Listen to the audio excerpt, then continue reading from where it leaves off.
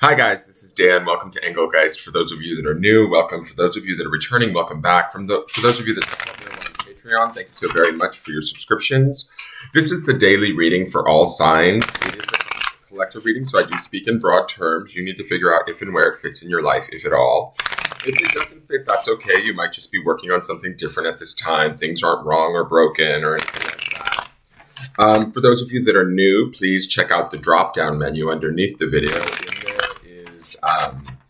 The housekeeping rules, what decks I'm using, how to contact me via social media for a private reading, and also ways to support the channel. Simple ways to support the channel. By all means, please hit that thumbs up button and subscribe. Share the video out or leave me a question or comment. All of those things are greatly appreciated. This reading is originally created for Saturday, the 15th of October. It is not fully set for that date. If you're seeing it, but it's randomly popped up and the video makes sense in your life, by all means use it. I do believe that readings find us when they're meant to, and so don't be too caught up on the date if it is something that makes sense to you. So let's see what the card is for today. I will be referring back to previous cards in the previous readings, especially the Sunday reading, which is the underpinning energy, and that video populates in the lower left-hand corner of this video at the end of it if you want to watch that video, if you hear me talking about cards you don't see here. So we have the Seven of Wands. I'm not really mad at this card. It's kind of interesting to me. Yesterday we had the Devil, and we have the Justice card from the Sunday reading underpinning this. The Seven of Wands is always sort of like, in my opinion, in traditional like Rider-Waite decks, it's somebody fighting, like holding their ground, maybe maintaining a boundary, keeping an established sense of what they know to be true, right? Fighting for something they believe in. This deck particularly, she looks rather at peace, and she's sort of standing there guarding her wands. I feel like, and I love that, like that, it looks like, to me, almost like a grapefruit above her head. But it's not. It's like her seventh chakra, her knowing, her inner wisdom of, no, this is what it needs to be. And what I love is this sort of triangle here, to me, represents kind of the triangle that you see in the beginnings of my videos. It's the mind, body, spirit, emotions connection.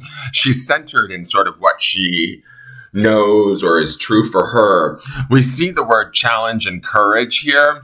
It's about facing down sort of maybe some sort of truth or standing behind some sort of personal truth that we need to stay within, right? It is minor arcana, so it's not a major heavy energy day. But we do have justice underpinning this, which is major arcana. So there is some sort of truth. This to me feels like towing the line, keeping the boundary, standing up for what we know is right.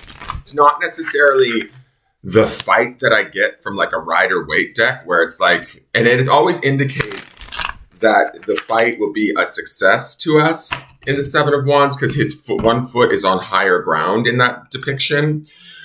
I feel like there's success in this because of the peace that she maintains as she stands there behind her truth, behind her wands. Wands are fire and that energy of the spirit, right? They know, this is a deep knowing within, especially with that triangle and that grapefruit. It says to me that we need to hold true to sort of that, if it's that justice card, whatever that truth is that's coming from that justice card, that it's maintaining this balance that I feel like this woman has standing behind her wands. She's holding that one wand in her hand as if like, no, this is how it needs to be. There's no fight. Like, it's not that there's no fight in me, but I'm not going to like have to defend it or, get petty over it or whatever. It's just, this is what it is. And it's my truth. And therefore, I stand behind it, and I stand behind it centered, grounded. That triangle to me makes me think of being centered and having the courage to stand up for that truth, right? To stand in that desire, right? Yesterday's stone was the desire stone, and this week we're supposed to be the underpinning grounding stone. This week is our energy. Like, what are we putting energy into? Are we putting energy into doubt or into faith? And to me, the Seven of Wands would indicate putting it into faith in ourselves and what we know to be true at our deepest level. And then I want to say defending that truth, but to me, I don't feel like this is a defense card. I feel like this is just a sort of standing there and owning and knowing kind of what is true for us and being like, this is it. Like, either you understand it or you don't, kind of thing, right? It's not about getting knocked off of our pedestal to try and fight for it. It's not about trying to convince someone else. It's about really just residing centered in what we know to be true and then maintaining that, right? And maybe the maintaining is a better word. Nurturing that truth within us. That truth could get bigger or stronger or more valid with justice underpinning this card as we end out this week. I do get this sense of peace from her. I don't think, maybe our truth is something that other people or situations don't necessarily like or accept. That might have been some of the Nine of Swords that we saw in the midweek of this underpinning energy. But all that really matters is that we understand it, believe it, and follow it. Does that make sense? And that's sort of what I get the feeling today is about for us. We did see that devil yesterday, and so we might have been shown some things that we didn't like or had to deal with situations that weren't, amicable to us or upsetting to us. But I do feel like this is a gentle sort of settling back into who we are, what we know to be right for ourselves, and then holding on to that and having the courage to face that challenge, no matter what it may bring for us.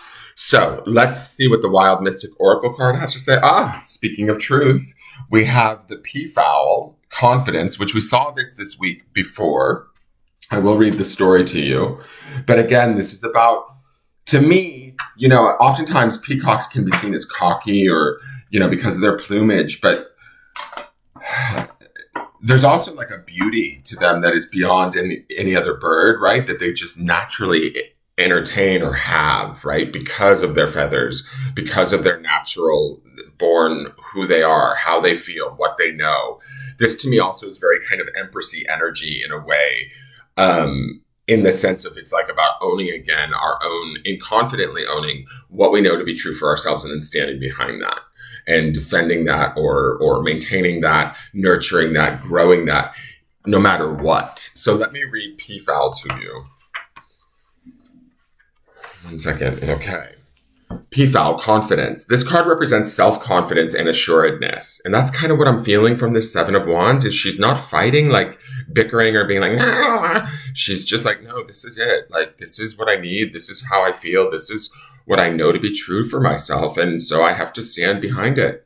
Often associated with vanity or pride, the beautiful display of the peafowl has long been venerated by artists, authors, and playwrights and philosophers. Despite negative associations, pride in oneself, self-love, and confidence are important parts of positive self-esteem, which this card encourages. This card reminds you that confidence can be the key to your success and urges you to take pride in how far you have come. If we read the peafowl through the lens of Greek mythology, the bird is associated with the goddess Hera, who gifts the creature with hundreds of eyes which they hold within their tails. Thus, the peafowl has also become a symbol of watchfulness. That's what I feel like she's doing in that Seven of Wands too. She's watching more than, getting in and fighting. This card may signify attention and vigilance or warning not to let one's guard down. It might also be seen as a symbol of theatrical pursuits, performance, or confidence when under the gaze of others. The shadow reading. A shadow reading of the peafowl card might warn against arrogance, vanity, and self-aggrandizement. Remember that just as Hera's gifted eyes on a peacock's tail remain vigilant of others, they may also be vigilant of the self. Do not be afraid to turn your own eyes inward and ask yourself if the confidence you have is earned. Correspondences are the element of earth. The flora is cedar, celandine, ginger, motherwort, and neroli. The stones are citrine, fuchsite, hematite, and agate. And the spellwork is imbuing someone with confidence, luck, magic, urging an arrogant person to change their ways. Now let's go to the clarifiers really quick and see what else we can be told about this Seven of Wands stance that we may be needing to take. And we see our good girl, the Queen of Pentacles.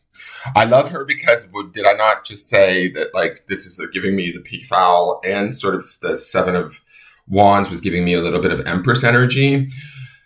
like owning our beauty, owning our power, owning our ability. The Queen of Wands to me is like the Empress Light. She's like the Empress's younger sister, and beyond her is the third. She's the Jan Brady of the sisterhood. Marcia is the Emperor. Queen of Wands would be Jan, and then and Jan always needed to work on her self-confidence for sure. She never wanted to wear those glasses, did she? But Cindy Brady would be the Nine of Pentacles to me.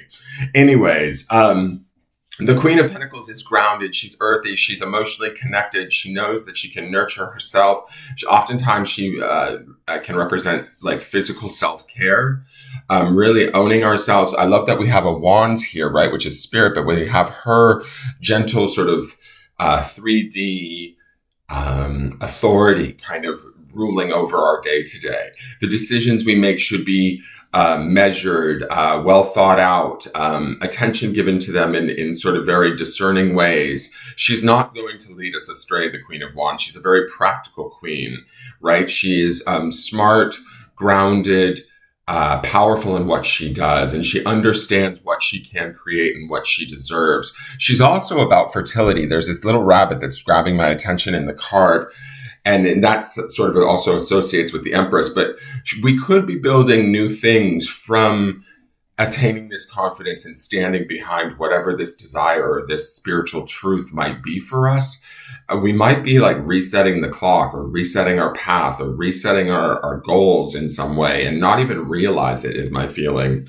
Let's go to the middle card. We have the Knight of Wands, oftentimes associated with Sagittarian energy, but can be representational of any of the fire signs. And the Queen is oftentimes, I believe, associated with Virgo, but she can be also any of the earth signs. Knight of Wands is kind of about taking action. It's passionate action. It is sort of, to me, the drive that is in the Seven of Wands. It connects with that sort of spiritual fire that is in the Seven of Wands.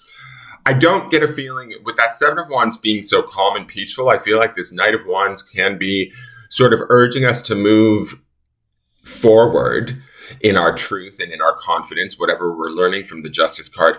But I don't feel like it's necessarily as impulsive as it normally would be. It's almost like the Queen of Pentacles is buffering that, taming down that fiery wands energy. And sometimes the Knight of Wands can be seen as lacking staying power, like he can rush in, be super passionate, and then disappear. And that's very much a meaning for his card. But I feel like the Queen of Pentacles sort of cancels that out. The action that we will take today may be, my feeling is say smaller, more measured steps with the influence of the Queen of Pentacles there, but they will be steps forward.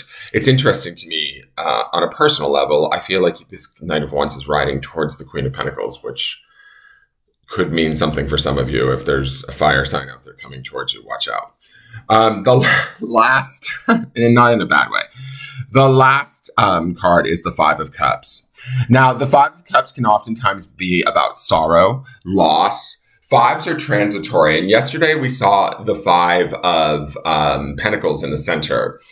So if some of us still feel like we're dealing with a situation or a person or something that's not quite working the way it is, and I think that that might be the case because this, or the way we need it to be, let's say, right? Or the way that we expected it to be, or the way that we hoped it was going to be.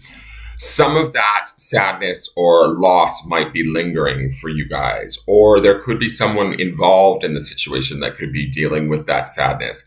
The key with the Five of Cups, because fives are transitory, it's not going to hang around very long, is that what he doesn't see is he's focusing on what's not working, and he doesn't see the Two of Cups, which is the actual most like profound love card in the deck for me, standing full right behind him. He's more obsessed with what's gone wrong than what potentially he has right behind him. The other thing he's not seeing in his sorrow is that the river is right there. He can fill his cups up at any time. And so I think that the Queen and the Knight give us the idea that maybe it's time to go about refilling our cups, honor the emotions, the losses, because we did see that Five of Pentacles yesterday. The truth of that too would be the justice underneath this. Honoring some of that, but don't allow it to like overtake your energy. That's the grounding stone from the week, is the energy stone. Don't allow it to become, I feel like this Five of Cups is telling us to honor how we might be feeling if we feel like there's been a loss or something, or allow somebody to be in their feels if they need to be, but don't let it pervade everything that you do today. So let's go to the grounding stone. And the grounding stone said, oh wow. The grounding stone is to ground in love. Oy.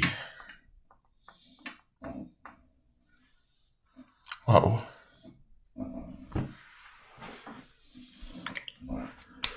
Give me a moment.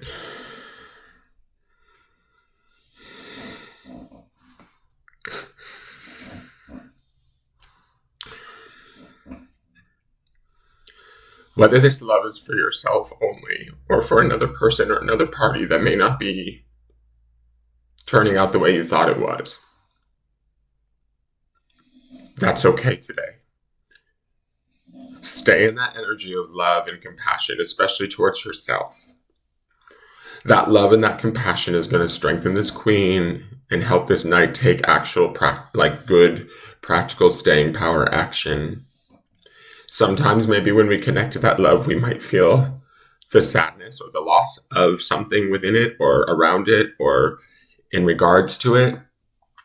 But that love is the key to sort of getting you through this.